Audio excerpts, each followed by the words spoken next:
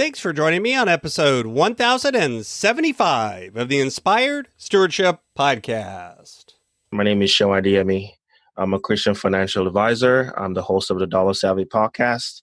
And I challenge you to invest in yourself, invest in others, develop your influence, impact the world by using your time, your talents, and your treasures to live out your calling. Find your path to financial freedom.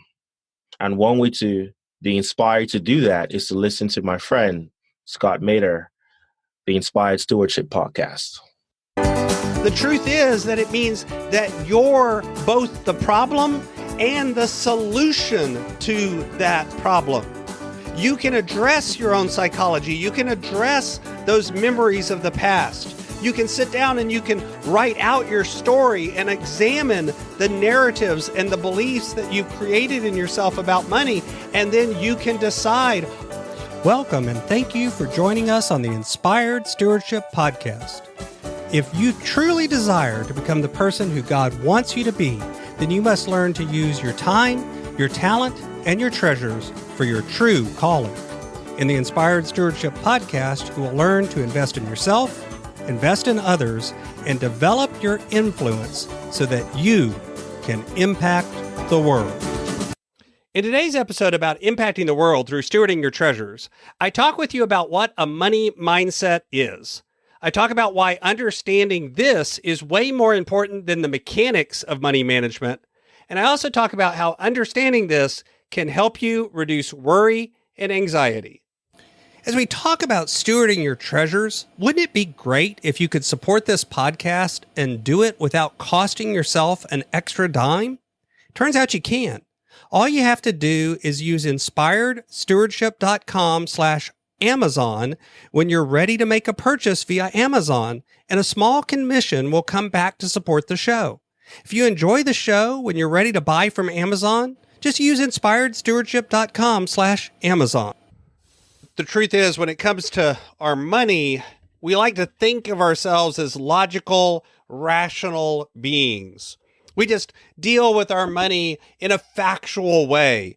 We sit down and we make a spending plan, we take our paycheck, and we follow a budget. We do these things because logically it's in our best interest. And yet the truth is that none of us are ever entirely rational when it comes to our money. We often end up putting off doing the budget or not paying attention to it or hiding certain things from ourselves and others when it comes to our money. We feel guilt, shame, and other emotions. We sometimes get reckless or exuberant and spend too much money that way.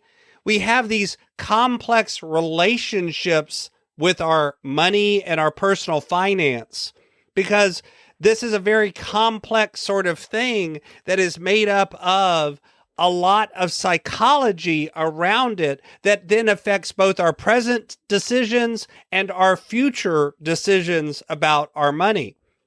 It's an evolving relationship that truly starts in our past and leads to our future. That is really our money mindset. Our money mindset is that idea of how our psychology affects our money and how our money affects our psychology and how there's a feedback loop between these two things. The truth is that we have emotions around our money. We feel things like, I haven't got enough money. I've spent too much money. I'm always bad with money. I've never got a safety net when I need it. I spend too much on the things that I don't really need. We have thoughts and anxiety that creates us to avoid touching and talking about our money. We just try to put it out of our mind. We don't talk about it. We oftentimes will not look at bank statements or not look at credit card bills because somehow ignoring them makes it better.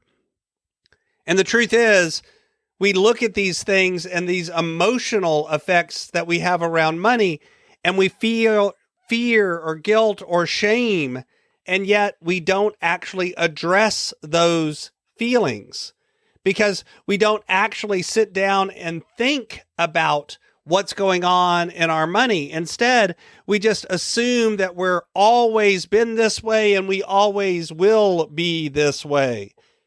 We create the exact thing that we're trying to avoid because we make it true. Our perception makes it that way. The truth is, too, your upbringing affects your money mindset. The idea of how you were raised and how you saw your parents deal with money. That story and that narrative started all the way back when you were a child. Who controls the money? Who makes the decisions? Is there enough or is there not? Do we hide our finances or do we talk about them openly? We become defined by our money story because that emotional connection is actually something that is deep inside us, and oftentimes we don't even examine it. And that's why this is almost more important, or is more important, than actually understanding the mechanics of money. Understanding how to invest and how to budget and how to control your spending and all of the little practical tips that everyone always shares of using cash envelopes or doing this thing or doing that thing or the 70-20-10 kind of budget or whatever it is, whatever tool, technique, trick, or tip that you've read recently that you said to yourself, this is it. This is the thing that's going to solve my money problems. It's probably not the thing. And it's probably not going to solve your money problems because it's usually focused on the mechanics of money management, not the psychology of money management. And when it comes to personal finance, that personal world is more important than the finance word. The truth is that it's about behavioral finance, and we're the behavior. And when you recognize that, at first, that may seem overwhelming. That may seem like this is a cause for even more worry and more anxiety. But think about it, because it means that you have control. The truth is that it means that you're both the problem and the solution to that problem. You can address your own psychology. You can address those memories of the past. You can sit down and you can write out your story and examine the narratives and the beliefs that you've created in yourself about money. And then you can decide, are these true? Are they adding value to my life? Or should I change them? Because you have the power to change. That is the truth. Understanding your money psychology can actually help reduce your worry and your anxiety if you recognize that it means that you have the power to change. And out of that power to change comes the power to actually do better, do more, to succeed in a way that really adds value to your life. Thanks for listening. Thanks so much for listening to the Inspired Stewardship podcast. As a subscriber and listener, we challenge you to not just sit back and passively listen, but act on what you've heard and find a way to live your calling. If you like this episode on the stewardship of treasures, you can sign up for our treasures tips by going to inspiredstewardship.com/treasures or text in the U.S. 44222 treasures tips. And we'll send you 5 weeks of our best tips on stewarding your treasures. Until next time, invest your time, your talent, and your treasures. Develop your influence and impact the world.